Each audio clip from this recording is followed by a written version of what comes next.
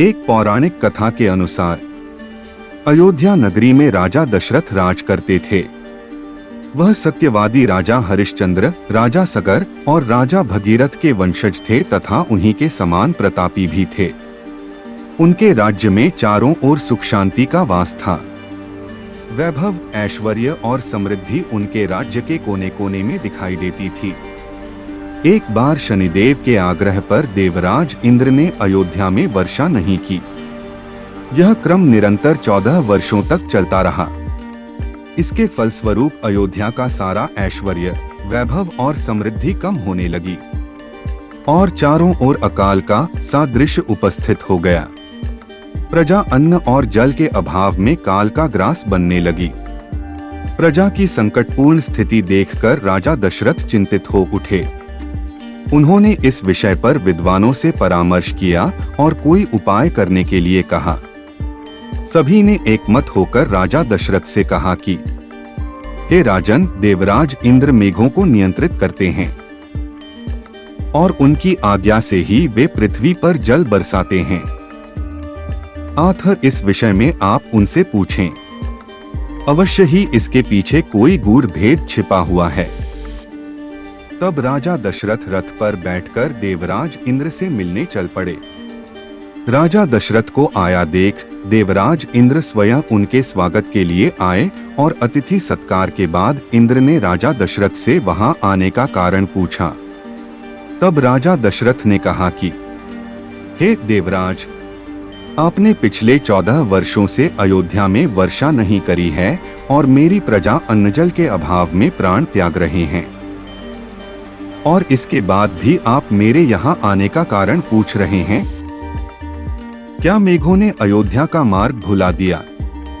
क्या अब मुझे अपने बाणों द्वारा उनका मार्गदर्शन करना पड़ेगा? तब देवराज इंद्र विनम्र स्वर में बोले, हे राजन, आपका क्रोध उचित है, परंतु इसके पीछे शनिदेव की इच्छा है और उन्हीं की आज्ञा के कारण मैं विवश हूँ।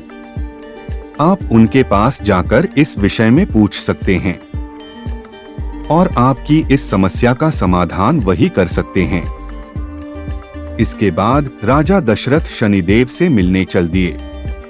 लेकिन राजा दशरथ आगे बढ़े वैसे वैसे उनके कवच, अस्त्र शस्त्र और रथ एक एक कर नीचे गिरते गए और अंत में वे स्वयं रथविहीन होकर आकाश से गिर पड़े और तेजी से पृथ्वी पर गिरते राजा दशरथ को अपना अंत निकट प्रतीत हो रहा था।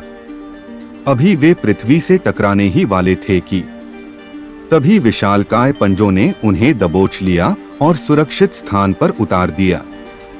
राजा दशरथ के लिए यह किसी चमत्कार से कम नहीं था और उन्होंने जैसे ही अपने रक्षक को देखा, वे आश्चर्य से भर उठे। इतना विशालकाय पक्षी उन्होंने आज तक नहीं देखा था। तब उन्होंने उसका परिचय पूछा।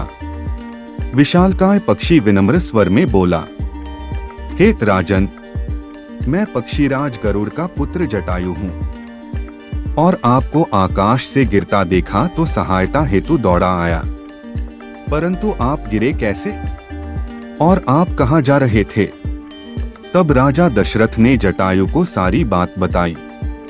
इसके बाद जटायु स्वयं उन्हें साथ लेकर शनिदेव के पास गए और तब राजा दशरथ ने शनिदेव से अयोध्या में वर्षा न करने का कारण पूछा। तब शनिदेव ने राजा दशरथ को बताया कि हे राजन, विधि के विधान के अनुसार मनुष्य को जीवन में एक बार शनि की ढैया का सामना अवश्य करना पड़ता है और मेरी छाया के कारण आपको ये कष्ट भोगने थे, इसलिए आपके साथ यह घटित हुआ। परंतु अब मेरा प्रभाव समाप्त हो रहा है, इसलिए अब आप अयोध्या लौट जाएं।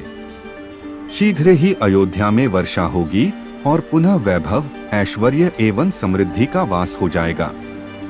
तब शनिदेव से आश्वासन पाकर राजा दशरथ जटायु के साथ वापस पृथ्वी पर लौट आए। कथा को लाइक, शेयर, सब्सक्राइब कीजिएगा।